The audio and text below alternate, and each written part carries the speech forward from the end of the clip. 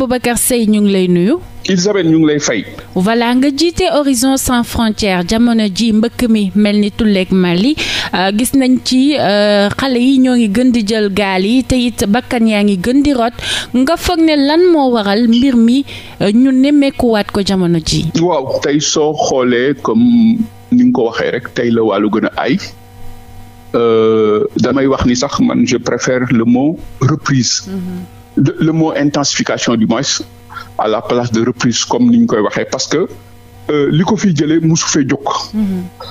li ko fiy jëlee nag mooy la pauvreté l'extrême pauvreté mooy ndóol gu metti gi wër dëkk bi. li ko fiy jëlee mooy ñàkkum xëy ndaw ñi chômage endémique et structurel. li ko fiy jëlee aussi mooy l'écart de la mauvaise gouvernance bi nga xam ni tey day fat les perspectives d'épanouissement ñi nga xam ni ñooy les couches les plus vulnérables mooy jeunesse yi xale yi ak ndaw yi nga xam ni tey waruñu lu dul un avenir et une vie beaucoup plus digne. ci beneen côté bi aussi tey intensification bi dafa am beneen paramètre bu ci dugg. yeneen couche vulnérable bu ci dugg tey mooy nappkat yi. soo xoolee ñoom dem nañ ba nga xam ni ñoom seen métier mënatuñ cee dund. boo xoolee réforme yi am ci pêche bi. convention yi ñu signé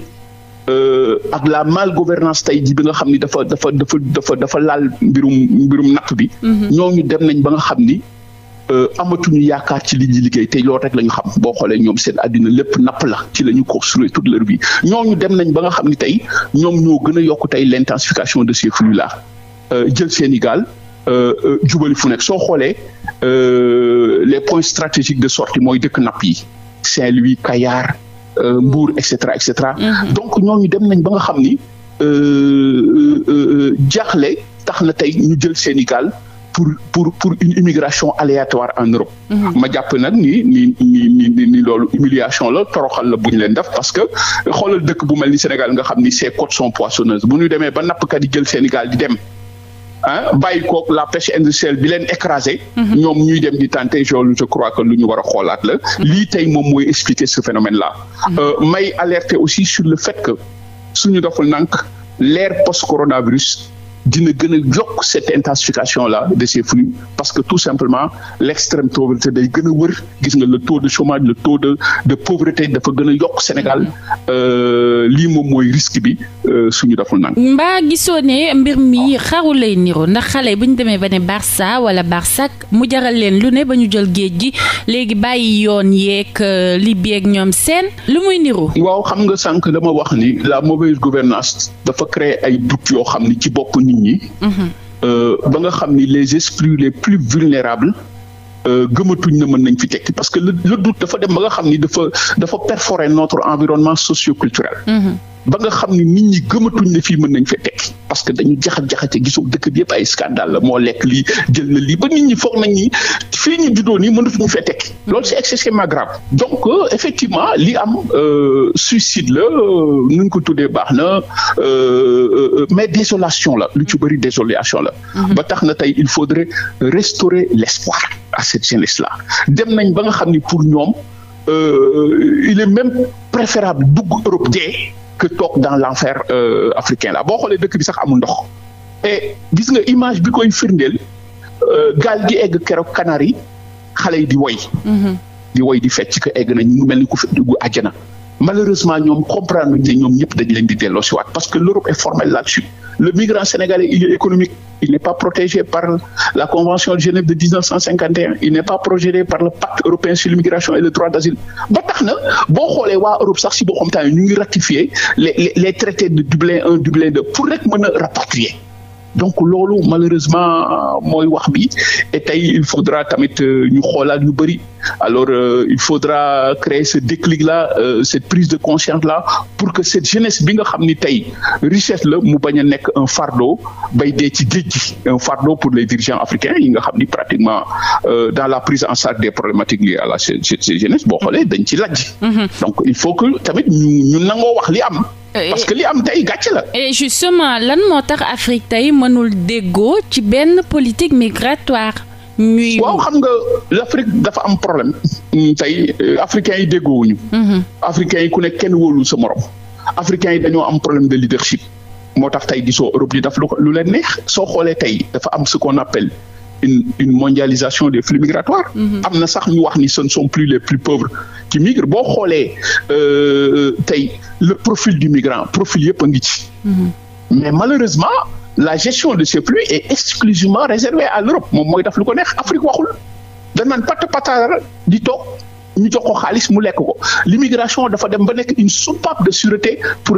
les États africains. ñu résoudre seen morosité économique refaire leur santé économique donc ñoom immigration bi daal ñoom donc c'est la poule aux œufs d'or donc naufrage yi na am ñu laaj xaalis ni l'aide au développement parce que comme l'Europe cherche à externaliser ses flux. donc moom daf koy jaral lu nekk.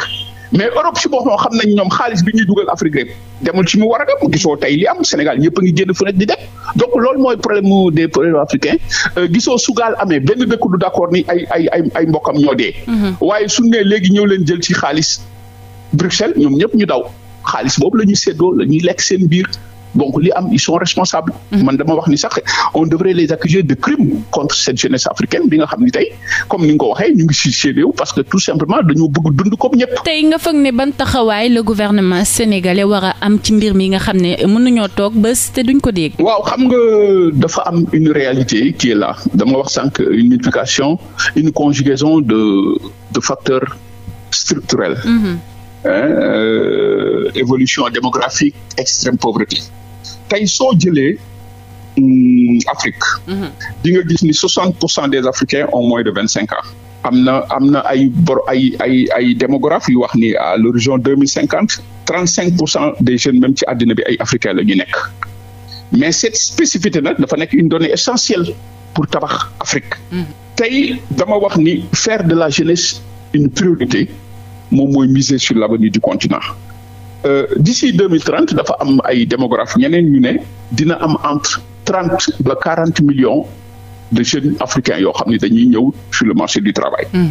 donc tey vous conviendrez avec moi que les défis en matière d'emploi sont majeurs au regard des prévisions démographiques. Et des réalités économiques. ba tax na Afrique pour mu génn ci pour tey mu redonner de l'espoir à cette jeunesse. Il faut que Afrique mu créer d'ici 2030 environ 500 millions d'emplois supplémentaires loolu la Afrique mën a def pour réduire les risques. loolu nag mën naa nekk ci kaw mu am cette volonté politique ci kaw aussi ñu redynamiser secteur bu mel ni l'agriculture moom moo war a nekk secteur de relance la filière de relance en Afrique. Également aussi l'employabilité des jeunes parce que loolu c'est important il faut que ñu orienter les filières de formation vers des offres adaptées ci besoin marché bi. Et avec aussi vers des métiers de l'avenir. Je crois que défi yooyu la Afrique mën a jël pour que li am nii. d'ici 30 ans 40 ans mu wàññeeku. mais nag ci kaw mu am cette vision stratégique cette vision futuriste. Et humaniste envers les générations futures loolu nag moo fi amul parce que dirigeants yi fi nekk soo xoolee dañuy jël da ngay lekk ba suur daal di jël li ci def dent yi ak say mbokk loolu moo indi lii yëpp parce que ils sont responsables amul beneen responsabilité boo xam ni tey mën nañ ko imputer keneen lu dul les États africains les dirigeants africains qui ont tous échoué koo ci gis mu ngi tiitaroo ay milliards yu mu yore moo tax Afrique moo tax européens yi mënuñu leen nawloo parce que li dirigeant africain ñime ci askanam ni dirigeant européen yi ñimewu ko. ba pare nga bëgg di laaj xaalis mais tu comprendras que Europe duñ leen nawloo lii mooy am. monsieur Seye ñu gis ne dëgg la ñàkkum xëyu ndaw yi bokk na ci liy tax ndaw yooyu le sax dem dugg ci gaal yi waaye tey gis nañ sax tamit am na ñuy bàyyi seen liggéey fii ñi nga xam ne ñoo ngi jàpp ci dara bàyyi ko fi dem wuti loo xamul. voilà loolu boobu théorie ñu ngi koy c'est la théorie macroéconomique moom mooy dafa am un fort différentiel géographique entre l'offre et la demande. loolu dafa nekk facteur de propension mooy nga toog fii ni man de sama liggéey bii de su ma demoon Europe ci lañ may gën a fayee ci loolu yooyu yëpp effectivement c'est des réalités. ba tax na rek man dama jàpp ni tey il faut que ñu renforcer la sensibilisation avec yeneen modalités pour créer un déclic pour créer une révolution culturelle épistémologique pour une relecture des perspectives pour que doomu Afrique xam ne gis nga Afrique gi keneen du ko tabax lu dul ñun. keneen du ñu ñëw tabaxal ñu ko. Donc loolu je crois que foofu la ñu war a liggéeyee sur les causes sociologiques nit ñi aussi xam parce que dañu nekk ci dëkk boo xam ni la notion de am dañ ko lu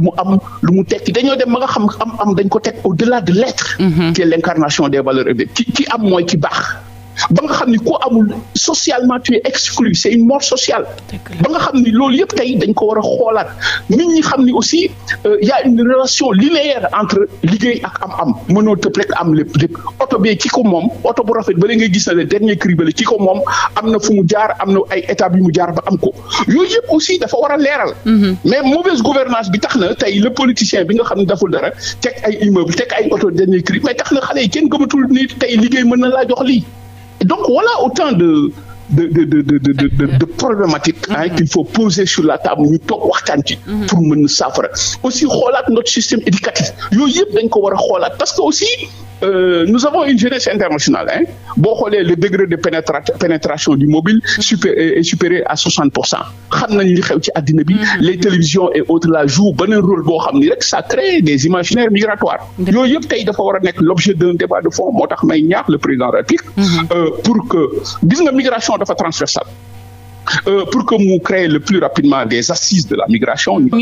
un ministère chargé des migrations internationales. D'accord. Loolu moom mooy saytu wala une agence autonome reliée directement à la présidence pour mën a saytu ces problématiques liées à la migration pour que cette jeunesse africaine là cette jeunesse sénégalaise en particulier ñu mën a leen a sauver il faut que mu am des ateliers de relecture de la perspective avec des outils d'aide à la prise de décision pour que les esprits les plus vulnérables delloo ci seen xel. waaw am na ñu ne comme ku ci mel ni Moustapha Diakhaté jiite woon fi groupe parlementaire Benno Bokk Yaakaar nee na faw ñu criminaliser li ni mel su ko defee mu dakk fi ndax jàpp nga ne solution la. waaw xam nga entre autres moom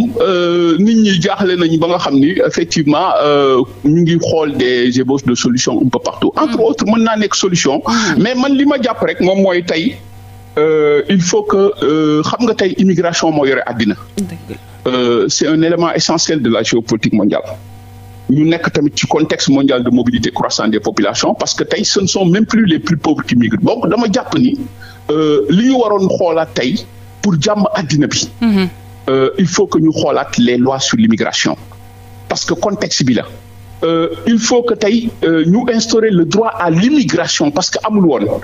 amul ba léegi moom moo war a nekk la réponse logique du droit à l'émigration que stipule l'article 3 de la Déclaration universelle des droits de l'homme parce que soo xoolee Europe dafay jalgati le droit international tey Europe mu ngi tëj frontière am migration dañ ko jël comme le contraire de l'identité on a construit la migration comme une marchandise électorale pour gagner des élections les dirigeants européens gis nga les déclarations de Macron sur l'islam aujourd'hui l'islam la migration mis au banc des accusés par une laïcité juridico-politique donc tey dañuy dem ba nga xam ni Europe tey noonu la ñu jàppee immigration ba tax na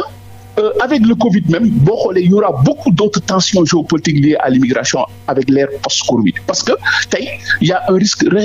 de récession mondiale ba nga xam ni tey dëkku européens li ñuy priser c'est la théorie de remplacement ñii di dañ ñëw pour jël li fi nekk moo tax tey il faut que ñu xoolaat loi yi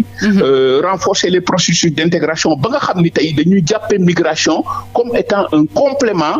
bi nga xam ni day indi taaweeku une dilatation de l'économie et de la société immigration yokkute la et les Européens xam nañ ko seulement nag dafa am dëkk yoo xam ni ils ont un statut particulier dañoo naafeq mooy la France parce que la France soxlawul immigration c'est une terre d'immigration dafa feeñ ñoom seen biir ñeenti français yoo jël kenn ci maamam gan nga ñooñu nag ñoo yàq yeneen dëkk yi ba nga xam ni l'effet domino daf koy bëri loolu nag ça menace la paix et la sécurité mondiale tey li ñu war a def tey xoolaat des réformes sur le droit d'asile li ñu war a xoolaat tey fexe ba joxaat doole la convention de Genève de 1951 sur l'immigration et le droit d'asile parce que nag les pays européens là ñu ngi jalgati le droit international loolu aussi du yoon il faut que l'Europe s'adonne aux nouvelles donne des migrations internationales pour jàmm àddina bi loolu je crois que loolu moo war a nekk l'objet d'un débat de fond ñu inscrire la migration sur le calendrier international alors que pour que mën a dox jàmm ci àddina jeexaleek gaal gi nga xam ne fa la ñu dégg incendie gi am daal di faat ay migrants tey jii après recoupement ndax am ngeen nombre exact bu migrants ya fa nekkoon ñi ñàkk seen bakkan non exactement nous n'avons pas parce que boo xoolee démb ba débat yi ñu ci def yëpp on nous parlait de 20 morts tey gis nga déggaat naa 150 morts. Moi j'attendais à ce que le procureur effectivement mu ouvrir une enquête. Voilà pour ñu gën a leeral nit ñi li xew. Mais malheureusement silence radio sur ce côté-là et ça aussi nous le regrettons vivement. Waaw parce que tey li ñu waroon taxaw moom mooy leeral nit ñi. Mais vous comprendrez que duñ ci nangoo wax parce que aussi c'est l'échec tout simplement du système et du régime donc boo xoolee buñ ci mënoon kii sax duñ ci wax mais ñun li ñu contre aussi mooy yi bu amee ñoom duñ ci wax mais su xaalis jotee ñu dem jëli ko donc nañu fexe ba donc suñu xaalis amee jotee ñu gëm seen loxo ba nga xam ne ñii di joxe xaalis ñu dem jox ko aux ayants droit. Voilà. Boubacar Seye ñu ngi lay jaajëfal bu baax a baax. Isabelle man maa leen di remercier.